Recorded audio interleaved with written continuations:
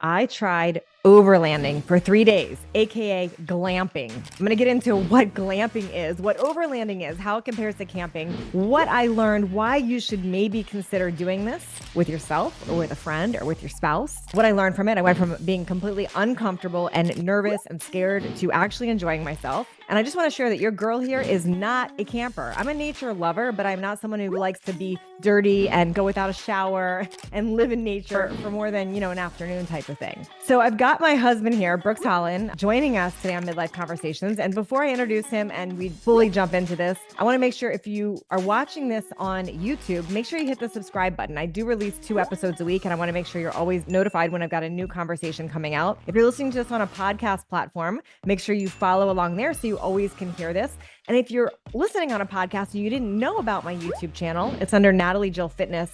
And you might want to check that out because I put all of the conversations, solo and conversations with others there. And we put a lot more into those videos than just the conversation. So you can actually see what we're talking about here.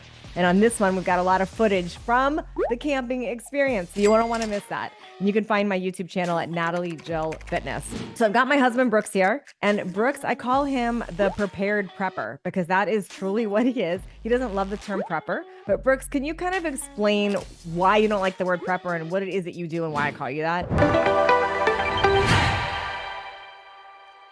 I think like anything, these words get associated definitions through the media, like, oh, these people are crazy preppers. But I just look back from my military experience. I think everything in the military is based on preparation. It doesn't matter what the operation is, there's contingency plans. Like you always have a backup. You always want to be prepared. And then somehow that just got, the media twisted, distorted, and changed like that. So that's just when people say prepper, I think it has a different connotation than what I think just being responsible and prepared. My husband, I could live out of his backpack. He is that kind of person. Like he's got everything we need to survive literally in his backpack.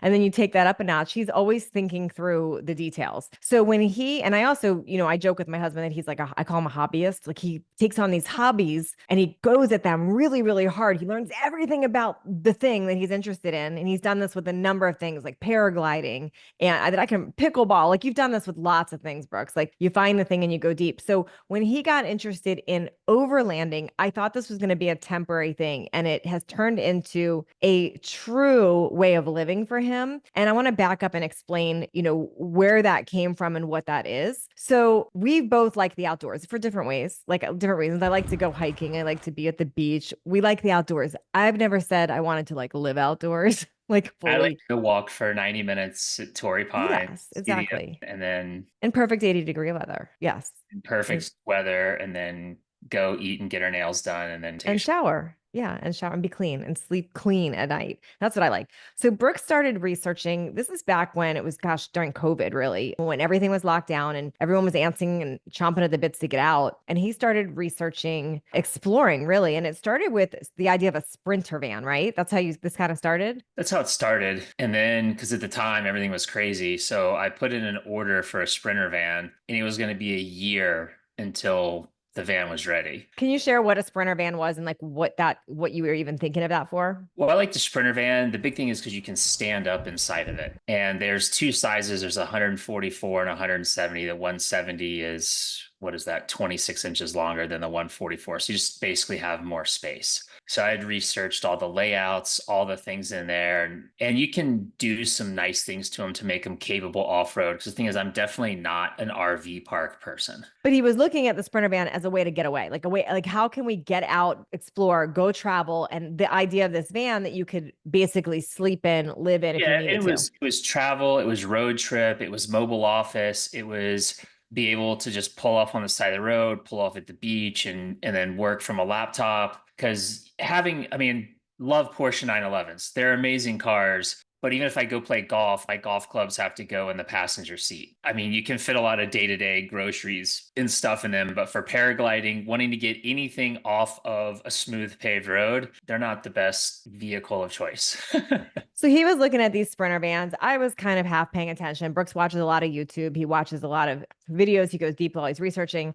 And next thing you know, he's ordered this Sprinter van that he's going to build out, remodel, create, and to go explore. And that's kind of where that conversation stopped. And then that sort of switched over to this idea of overlanding that he started going deep down the rabbit hole on watching. Can you explain what overlanding is? Overlanding is essentially just vehicle-based travel. I mean, you can go overlanding in your car. It doesn't take anything really fancy, but I think you can go anything from that, but now there's multi-million dollar quote unquote overlanding expedition vehicles that are out there on the market. So there's really kind of everything in between, but it's basically vehicle-based traveling, camping, that sort of a thing. So it's around a vehicle. So this is where it gets a little juicy. I'm sharing it with you all because you're my people here listening. But Brooks got this idea that he wanted to build out a truck for overlanding. And I'm watching him watch all these YouTube videos. He's like up late researching and watching all these people exploring Africa, exploring everywhere on in these trucks with build outs. And he says, I want to buy a truck. Now, keep in mind, Brooks had two cars already, two little sports cars. I had a 10-year-old SUV that I was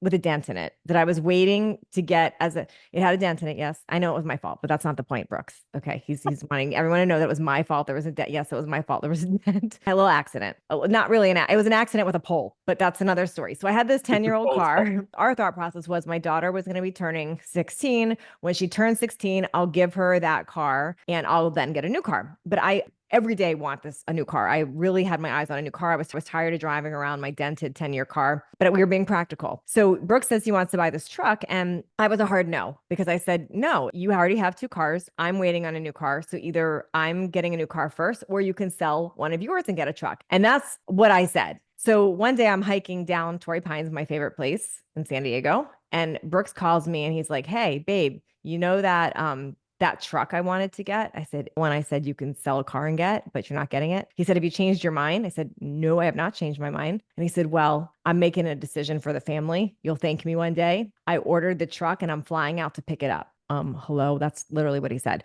So I did what any reasonable wife would have done in that situation. I said, you know what? I'm not happy with this. I didn't even say, I said a lot of kind of some F bombs too, but I instantly went out and bought my brand new car. I said, okay, fine. So I went and bought a brand new car. It's pretty much what I did. I said, I'm not waiting any longer. We ordered your car like shortly thereafter and it came later.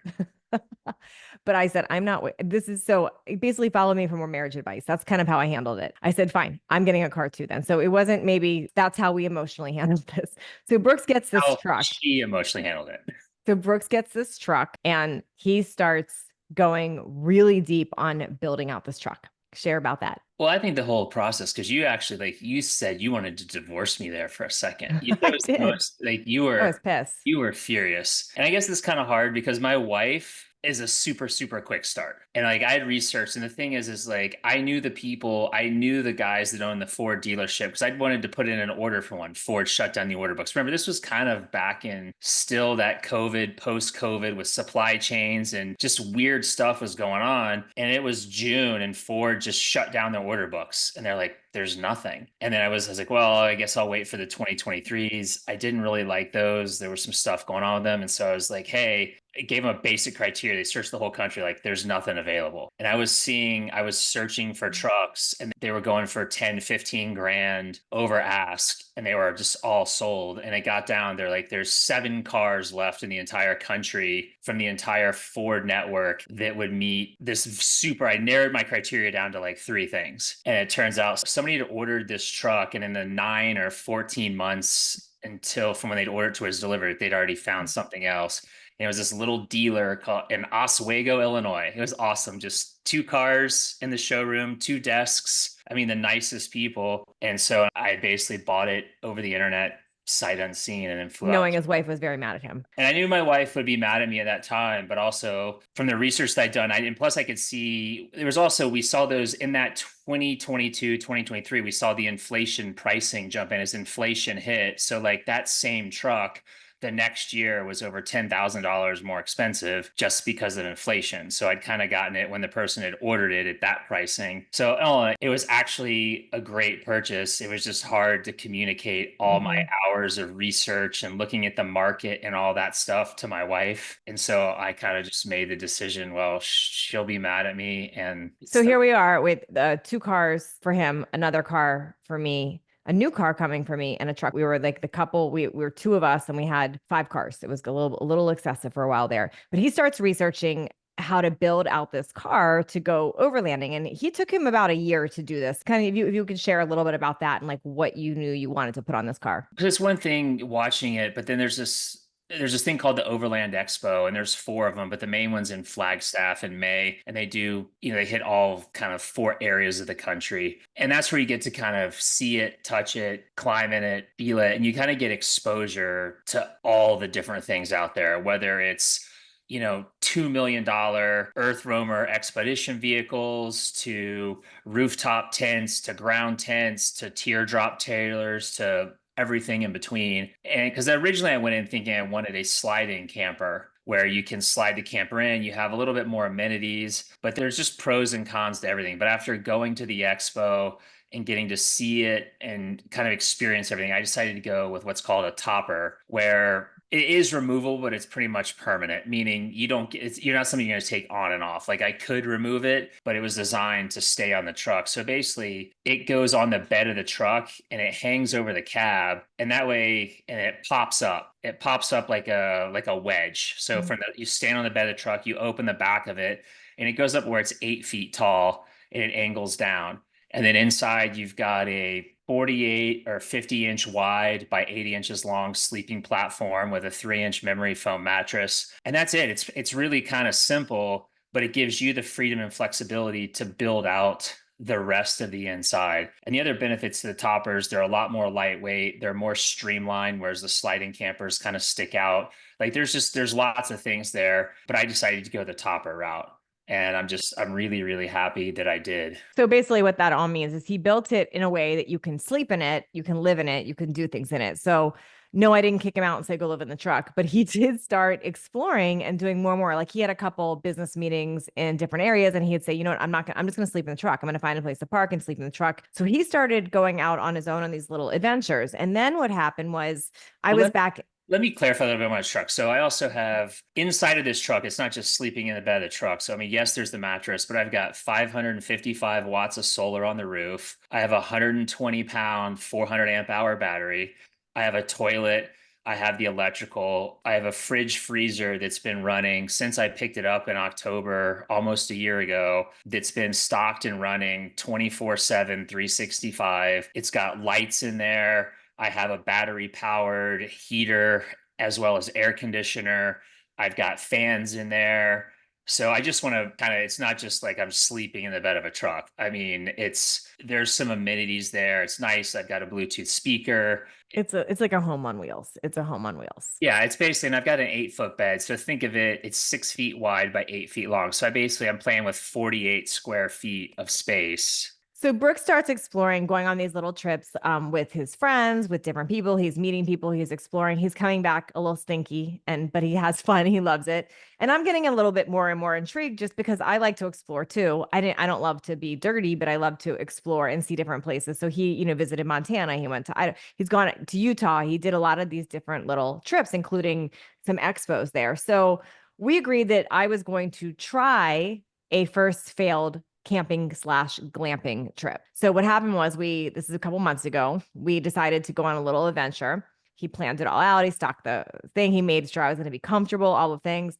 We got out there. We had a really great day hiking and hanging out. And then what happened was it got dark. It got cold. I heard animals and we were near nobody. And what happened, Brooks? And I turned around and again, I have blankets, I have lights, outdoor lights, I have a fire pit, I've got chairs that rock, I've got an awning, trying to make this as comfortable as possible. And I turn around and where's Natalie? She's sitting in the passenger seat of the truck of the cab with the door closed, just sitting there with her jacket and like her arms crossed, just sitting in the cab of the I truck. wasn't complaining though. I was just sitting there. I was warm.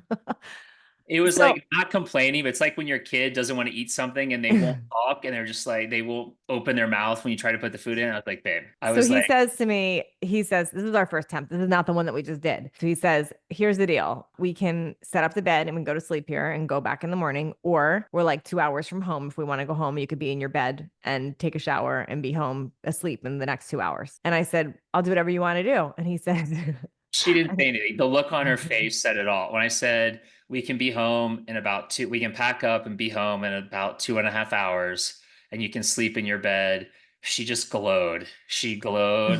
And so I was just like, So okay. that was attempt number one. That was So, number one. That was a while ago. And then I think the thing that changed is when she was house sitting in San Diego, I had something up in Montana. mhm. And I took 2 full weeks and it was just me and Flops in the truck. And so I went from Arizona to Bryce Canyon to Park City to Montana, and then I went to the almost the very top of Idaho up by the Sandpoint area, and then I came back through Montana, Wyoming, East Yellowstone, went through the Yellowstone National Park, Jackson Hole, back through Park City, Horseshoe Bend, hit more stuff in Utah, and then back to Arizona. And in those entire 2 weeks, I only slept indoors 2 nights. So it looked incredible. I was obviously talking to him as much as possible and then seeing all the pictures and the footage. And I thought, okay, this is cool. I want to attempt this. So we strategically planned out, we blocked out a week. We did block out a week on the I calendar. blocked out a week. I We did. strategically planned.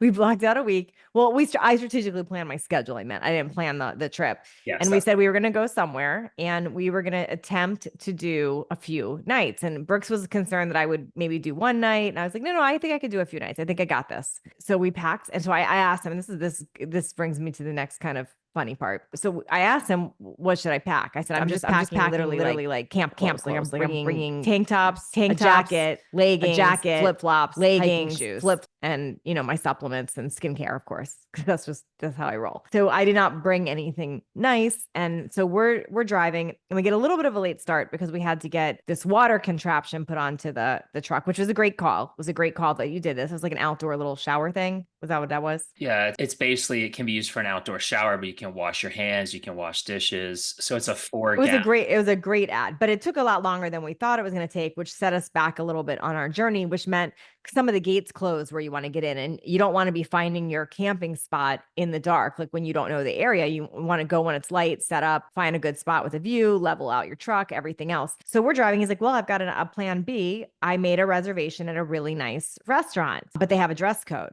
And I said, well, I didn't bring anything. All I have is my hiking clothes. He's like you didn't bring even a plain shirt. I said, nope. I said, I brought tank tops, ripped t-shirts, leggings, hiking boots, and flip-flops because that's what I was told. Right. And I guess, yes, we didn't need anything nice. This wasn't like super, like their dress code was basically like no flip-flops, no ball caps. Which everything I brought basically was on the no dress code list. No tank tops. That's all I had. Yeah, the tank tops, but then it was like every single shirt you had was ripped. Like you didn't So, bring. well, yeah, I thought I'm going to be outside. I bring my hiking clothes. So I said, okay, well, let's just find a Target or something. Well, there was no Target. So we looked on Perplexity and found one clothing store. And so we go to the clothing store, the middle of nowhere, and it's a plus size store.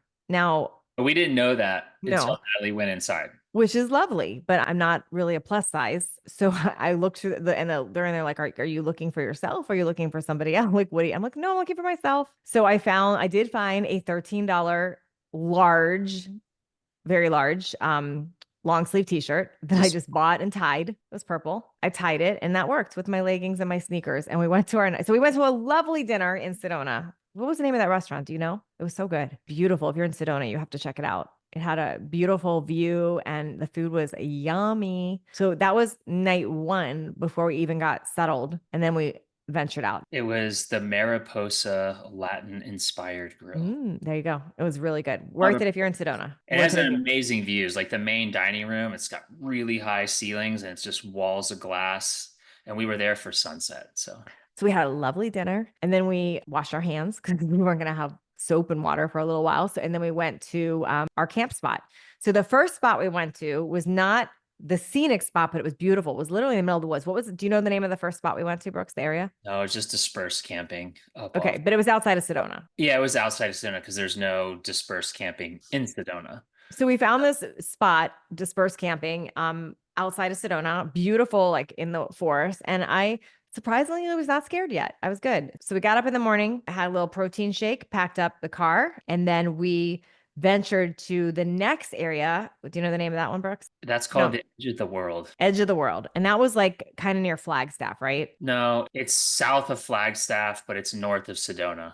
Okay, you could see Sedona from it, which Yeah, is pretty cool. you're kind of overlooking Sedona, and basically to get there, you're depending on the exact trail you take, you're going to be about 22 to 25 miles from the nearest paved road to get there. So we go there. The spot is gorgeous. I mean, y'all, if you've never been camping or off-roading, think of like you want to build this house and you're looking for an amazing lot, but you're like, oh, I don't know that I could ever build a house on this lot. It's like all these lots like that you can just set up and camp. Now they usually have a limit on the amount of days or the time you could spend, but just these beautiful private lots like that you can find you if you're off-roading to that. So it's pretty spectacular. Like we set up camp. I don't think we saw another human really that day. Like maybe we saw like a couple people when we tried to walk, but A few people people on like side by sides or the razors that are just out there romping around in the trails. But yeah, really no, but we could see Sedona from there. It was gorgeous. So we hung out there. We went and explored a little bit. I was coming off a sinus infection, so we attempted like a little mini walk hike. We didn't get very far, but we did that to explore a little bit. And then we set up, we made dinner. Brooks found these incredible, you get them at camping stores, I guess. Like, yeah, you can get what an REI. I mean, they're for hikers. You can use them for, I don't want to say prepping, but preparing because they have a solid expiration date on them. The thing is, they actually taste. I think they taste really good. Then again, I So was they're a basically guy. freeze dried meals. So like you can get pad thai or fried rice and you just add hot water and you had what was the thing called that you used to boil water? I was using my jet boil that I would use when I would go hiking. When I would do overnight hikes when you're carrying everything on your back, that's what I would carry. I would take a jet boil because everything fits in it. It's probably about as big around as a 2 liter bottle, but it's probably only about as third as high. And that's got everything you need. With that, you could basically make 24 meals. You have enough fuel in the Wow. canister to boil water 24 times. So whether you're making coffee or tea or boiling the water to make a meal, And it's so they're good. pretty good. I thought it was like a pretty easy meal idea. And they're actually not bad. Like you look at the ingredients of them, it's pretty just natural. It was like peas, carrots, chicken. It was like it was Because just normal. they're built for endurance athletes. They're built for people that are climbing Everest. They're built for hikers. They're built for people that are exerting all day. And then it's like you need quality nutrition. So Yeah. And they were pretty good. So that was night two. We woke up in the morning. Brooke set up like I was actually super impressed with how much he had researched. I kept noticing, like, gosh, my husband put so much thought and detail into this build out. Like he thought of everything. So like he even had a way to scramble us eggs. Like he set up a whole breakfast. He made us hash browns that came out like mashed potatoes, but they were very good. He made us scrambled eggs, cooked it all, like set up a really nice area underneath his awning out there, and we had breakfast out there. yeah, it was cool. And that was actually the first time because that's been my limiter. When I did that 2 week trip to basically Montana, North Idaho, and back, that's when I really realized I needed to find a good water solution. And so that's why Mhm. when I got back from that trip, I ordered that 4 gallon water tank because that was the problem. A lot of times I would default to the jet boil meals or my favorite peanut butter and jelly. So Because I Brooks didn't makes have his water. own Because I didn't have sourdough. water because they couldn't. Yeah, so I would make my own sourdough, and I would bring a natural peanut butter, and then I would bring like a natural just jam, blueberries, blackberries, something like that. So I mean, it's still peanut butter and jelly, but it's healthy. It's not 20 ingredient chemical bread or anything like that. But it's because I didn't have water. I mean, I had little bottles of water, stuff like that, but I didn't have a good way. And so the water was a game changer because when you're actually going to cook a meal, you need to be able to rinse the stuff off. And so having the water and this was the first time that I've had the water. So it's really Mhm. going to change my food prep when I go out the next time because I'll be able to bring sausages, Mhm. chicken, and food, and I'll be able to just mix. I'll be able to cook whatever I want. So there we were, like 2 days, 2 nights already under our belt. And Brooks was like, we're going to go to another spot. And this was our best spot yet. We drove up more towards Flagstaff. And outside of Flagstaff, there was another area. Do you know what that area was called? Because people might ask Brooks. So we went to that We had to final. go up to Flagstaff, but then we came south and then to the east. And so it looks like it's called the Mogollon Rim, but it looks like the Mogollon Rim, but it's Mogollon. And it's 200-mile long rim or ridge that cuts through Arizona. And I think it goes, I'm not sure if it goes all the way to Colorado or not, And but all these spots you were finding, what was the name of that app that you were using? I was using an app called Overlander. So it was cool because people would drop pins and write reviews on like the little spots they found. So we would find those spots. Now, the ones for that final destination, those spots were already taken. So Brooks kept driving and he found ones that weren't even on the pin. And not everything's going to be pinned, but it's just like you get an idea when on these apps and you can see and you can search for Wi-Fi, you can search for dispersed camping, paid camping. I mean, there's a list of about 20 different, you can search for laundromats, things like that. But it just helps because if I see a couple pins in an area, I know, okay, I'll be able to find something there. And that's the thing, when you understand the way that this rim is, even if it's not, oh, that spot. I mean, we passed a couple times, like, oh, there were several spots that were taken. I didn't worry because More. there's going to be more spots because this thing is, miles and miles and miles long. So by day three or night three, I'm getting used to this and I'm enjoying it. Now, there's definitely some things that were uncomfortable with me. I'm going to share what those are in just a few minutes here that I had to really break through. But the scariest part for me was I get in my head about random, weird, irrational fears. Like I asked Brooks if there's bears out there. I'm like, are there bears? And what happens if a bear attacks us? His head doesn't think like that. I said, what? And I would think things like that. But for this particular night, at where we were staying, we were way high up on this cliff. And we were not like right on the edge of the cliff or anything, but we were way high up on this cliff. It was beautiful, but we were very high up. It jutted It, out. So we were kind of out on a little point. I mean, we had probably, I don't know, 230-degree views. I mean, incredible. it was really, it So was really, we go to sleep. I go to sleep quite early. Like as soon as the sun sets, I am out. I go to sleep and it's around 2 a.m. It starts pouring rain, like pouring rain well, and let's really back up windy. because we watched the beautiful sunset. We did. We And stargazed. the moon was out, and then I was like, oh, it was going to be one of those, I call it like the Star Wars nights when it's so clear once the sun sets where you can just see all of the stars. Yeah. I'm trying to enroll Natalie and keeping her eyes open past 7:45, 8 o'clock. I stayed up till 10, 9, 9-ish, 9 or 10-ish. So we go to sleep around 2 o'clock. If it's 8:05, Natalie calls that 9-ish. So let's just be real. Hey, no, it was definitely more I was like like, babe, just go to bed. it was more like 9-ish though. It I was. was just sitting out there and it was getting dark and I was just looking, and then all of a sudden behind me I could see like a flash. I didn't know if like some campers or something. I was like, no, wait a second, that's a storm. So I was trying to get video of it. I was like, man, there's some serious lightning storm. And I did have reception, so I searched for the weather radar, and then the way the wind was blowing, it's like and I was watching the 3-hour time lapse and it was going away from where we were. So I was like, okay, and I could just, and I watched that go away. So I went to bed. I don't know, I went in the truck probably 10:30, 11, and was reading, and probably went to bed about midnight. So And around 2 a.m, it's pouring rain and like the whole truck is shaking. And we have windows open. So I wake up Brooks. I'm like, it's pouring rain. So he puts the window stuff down. And I can't go back to sleep because it's like the whole truck is like shaking like crazy. So Brooks says to me, are you okay, babe? And I said, no, I'm not okay. He said, what's wrong? And I said, I'm scared that the truck is gonna roll off the cliff. That's what I'm scared of. yes, True. and so it's like, okay, I'm glad that that's what you're scared of because you have nothing to worry about. Because the truck weighs, I haven't gotten it weighed, but with everything I've got on it, and I've seen it, it's going to be over 7,000 pounds. I mean, it's So a that was just one of my irrational fears. That was one of my rational fears that we were going to. So I had a really hard time falling back asleep because I had this fear that we were going to roll off the cliff and then no one would know where we are and I would be disappearing into the earth forever. That's what I thought. And then I had another irrational fear that Brooks would fall off the cliff, like oh, that was and then earlier. I would That be was by earlier. myself trying to figure this out. That was earlier when we just got there.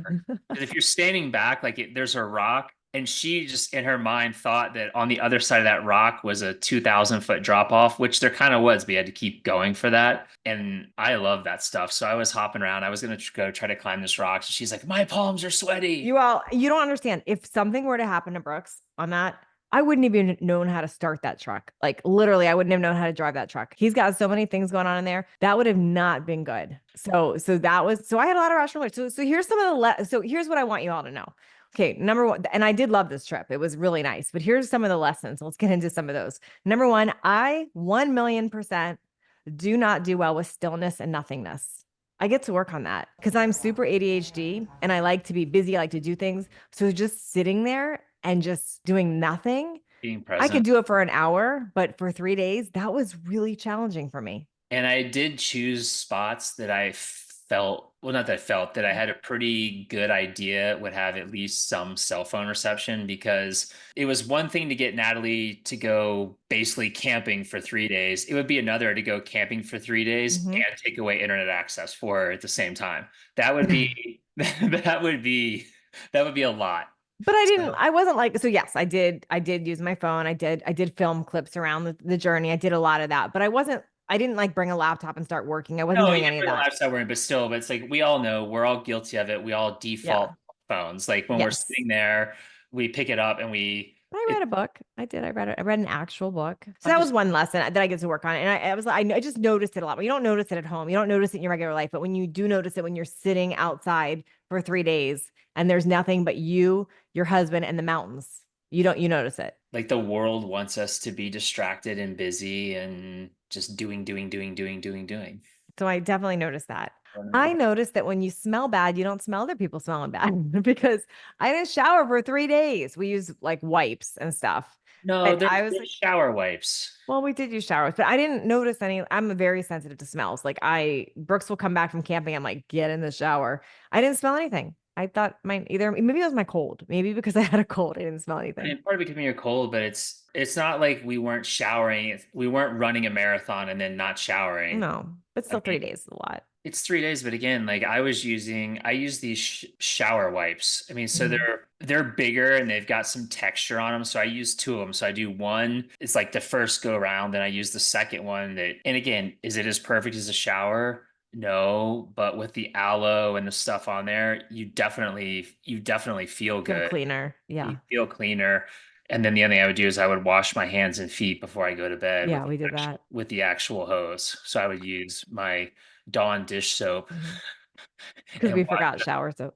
Well, I've always had the Dawn dish soap. I bought a little thing of it one of the times, and it's sometime I would have water, but so I actually got to use it. But yeah, just soap is soap. It's The still. other thing I really noticed, I definitely love nature. Like I love hiking and being outside and all of that. And when we left on Wednesday, I had a really bad sinus infection. I had a fever the night before, and I was just sitting on the couch. When you're sick, you're in your head about how you feel sick. So Brooks was like, even like we can cancel, we can postpone. I didn't want to because I knew that was the only time I had really blocked out for this. And honestly, like being outside, definitely you feel way better. Like I didn't notice that I had this cold as much being outside. I felt the altitude change for my sinuses. I definitely felt that. And you all can hear me as I'm recording this. I'm still a little bit nasally from that. I was a little swollen from it too. But being outside, it's amazing what nature does to make us feel better. That was a big thing. Another thing I definitely learned about this is I was super in my head about being uncomfortable. I had all these stories I had made up about not wanting to camp, not being a camper, not wanting to be dirty, not wanting to be alone. And I actually really enjoyed it. So when I could get past those stories I had made up and actually just experienced it, I really liked it. I really enjoyed it. And it's funny because I was sharing on stories along the way. I would share each day a little update. And a lot of people messaged me like, oh, you're so brave. I could never do that. And maybe you're even listening to this going, I couldn't do that. I would have never in a million years pegged myself as somebody that can go sleep outside like that and do this. And I really actually enjoyed it. And I think that's a really big thing there. So many times we limit ourselves with those stories. Mhm. And I think, looking back to the military, that's why they do a lot of things. It's just so that you know that you can do it now. Yeah, I can see that. And it's just one of the, as you know, like, I'm also a certified firearms instructor. And so a lot of times with working with people, like they've created so many stories Mhm. about what a gun owner or what a gun person or what it is like to shoot a gun. And I always love it when you get to just give them a real experience. And it does, just like it was for you, Cammy, it just completely changes because Mhm. it's so, and this is just so prevalent in today's society because we see a meme or we're Yeah. told to think a certain way about something, or I could never do that. It really doesn't serve us. So just that going in with an open mind. I mean, I thought you did great. I was definitely stressing it It since was. after the last one, I was like, I thought I did a pretty good job last time. Like, again, all these places are safe. I've got on board, I've got recovery gear, I've got medical gear, I've got radio, I've got comms, I've got cell boosters. He's I've got a lot prepared. of stuff. I like to think that I'm pretty prepared for most things that would come up. Well, and I want to say the other reason I said yes to this was not just because my husband's into it and I should do it with him, but I really do, I'm almost 53 years old. In fact, when this airs, I will probably have turned 53. And one of the things that's like really, really come up for me in midlife, especially after 50, was how fast life goes.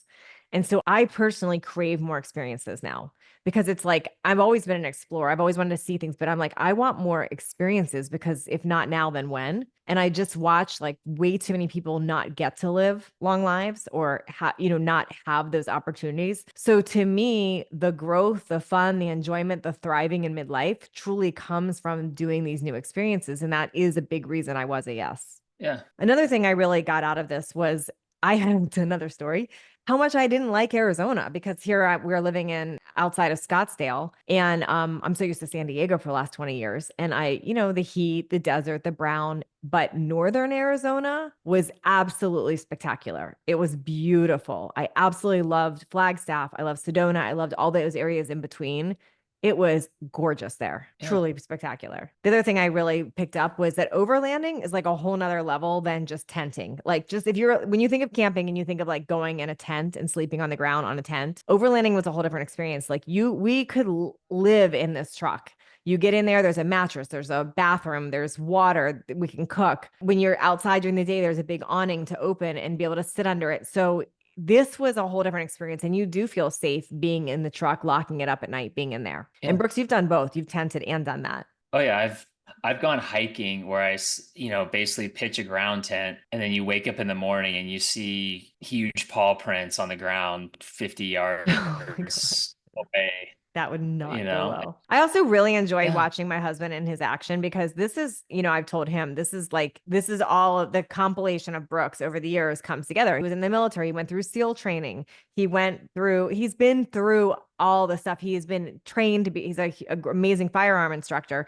So just watching all the things that he's learned, researched, put together over the years come together, like it's so fun to watch him in that world. And it does scare me with looking at the world today and the way things are that we are of one urgent emergency away from disaster. Like we really are.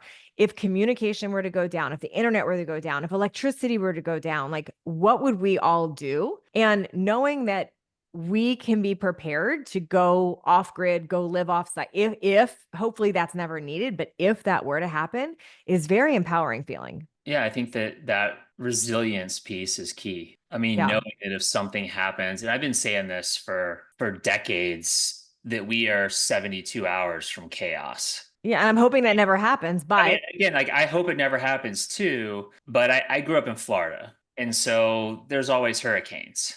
So you can sit there if you can go outside and go, oh, it's sunny out. I'm just going to be positive, but it's like, no, no, the radar, it's not here yet, but there's a hurricane out there and it's mhm, coming here. And so you can be positive and manifest and like, oh, the sun, but there's still a hurricane and it's still yeah, coming, and that's not going to change anything. And so it's just the thing. It's like, okay, we've all seen what's going on in the world. There's things that don't make sense. Like it's a huge sense of confidence I when you think so. got some of these skills where you can be resilient. Yeah, that was a big lesson for me too, because I want to imagine that everything's okay. And I definitely live in rose colored glasses. I mean, that's definitely how I operate. But knowing like, okay, we were okay out by ourselves, self-contained is very empowering feeling. So I enjoyed it for that reason too. And then like, hello, the fact that I can go without a shower for 3 days and eat out of a bag and survive was pretty spectacular to me because I am a comfort queen. Brooks makes fun of me that I need comfort. Comfort's my big thing. And I was fine. So I liked experiencing that too, because I think we do get very set in our ways with being comfortable. And it was a good experience for me to be uncomfortable and go, that wasn't so bad. And I think because a lot of my life has revolved around getting comfortable at being uncomfortable. Hmm. And that's athletics. I started swimming competitively when I was 6. I was doing 2 days before I was 7. The only way you get better in a sport is by pushing that comfort zone every workout. Because if you go to swim and you're just comfortable every workout, you're not going to get any better. Yeah. And so you're being pressured. I mean, the military, I do want to, yes, I did go through SEAL training. It's a story for another podcast, but I got admin dropped 13 days to graduation. So I am not a Navy SEAL. I just want to be super clear about that because people hear SEAL. But you did go through SEAL training. You did go Yeah, through I the did go training. through, I got dropped 13 days till graduation, but I still got the benefit of all the training. Still made it through Hell Week, still got to do. Dropped for a skydiving incident, not related to not being skilled. So it's a longer story, but yeah, so that's roundabout. But everything in the military, it's about building that resilience. Like Hell Week isn't comfortable, Mm-hmm. but that's the entire purpose of it. So now you have a level of resilience to know. So basically, I've gone a week without sleep, basically Hell Week. We had an hour and 15 minutes during the entire week. We got 45 minutes on Wednesday and then 30 minutes later on Thursday. And I've gone a week without food. So those two things alone, it's just huge. It's been a few hours like, oh, I'm starving. Like, you're not starving. But if you haven't done that, but that's why your special forces have been through that because Mm-hmm. there's a standard. I know I can go a week without sleep and I can go a week without food. Yeah. At that point, you could probably even go longer, but the whole point is there's a sense of resilience there. So all these little things don't bother you. Yeah. So all in all, I give it an A plus in experience. I will be doing it again. I don't know that I'll be doing it like every week again, but I will definitely be doing it again. I already told Brooks, let's like get it on the calendar to do it, go explore more. So I'm definitely open. I even got excited about like new things we can add to the truck. So I was definitely getting more into it. So I think it's a fun thing. I plan on enrolling some friends to come with us. I think it would be fun to do with some other couples to even I had all kinds of ideas around it, but I definitely want to experience more of that. I definitely enjoyed it. I'll mix it up a little with my, 5-star trips Yeah, too. I mean, it's definitely great when you have other people, for 2 years I've linked up with Nick and Derek and we've had a great time. And that I met up with Derek Mhm. outside of Park City. We went all the way to Montana and, you can go with friends. I've met some great people and, with everything going on, there's still so many amazing things inside of our own country and just need to just go explore it. So there you have it. Now, if you have questions for Brooks, by the way, he's very responsive on his Instagram. What's your Instagram handle, by the way, Brooks? I don't even, it's Life of Brooksy. Life of Uh, Brooksy with underscores between the words. Life so underscore of under. If you just search my name, Brooks Holland, it'll pop up. So feel free to message him. He also, what his business is, by the way, is he helps people with prep information. So not just build outs of their own trucks, their own overlands, but even with prepping your house, prepping your life for safety and even firearm training. So he does all of that. And if you go to prepwithbrooks.com, you can see more about that, but also feel free to message him on Instagram. And if you like this, if this was helpful, please let us know. I love having my husband on the show. We've done if you haven't heard it yet, we did our whole recap of when we were in Portugal and Spain. We're getting ready to go to Italy soon. So I'm sure there'll be a recap coming of that too. I can't wait for those adventures. But thanks for tuning in and we will see you next time. Thanks for joining in on Midlife Conversations today.